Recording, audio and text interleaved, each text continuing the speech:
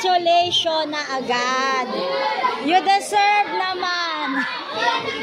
So yung mga pinaghirapan nyo, ayan na yun.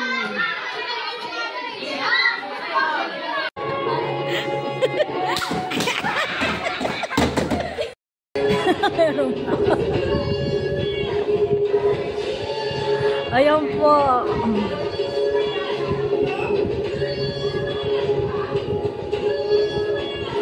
Pakisabihan na lang po ang parents. Pwede po sila pumunta ng 1. Ano, nauna na kayo.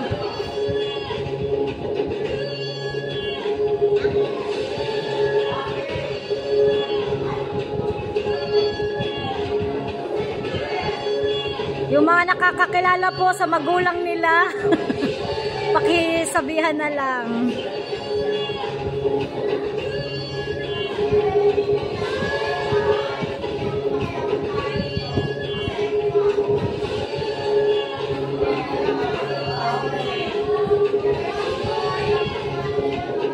First time ko pong ginawa yan. Hindi ko nga nagawa dun sa kanila.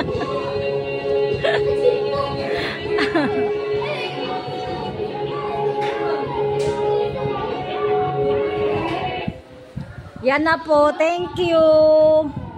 Salamat po sa pagpunta.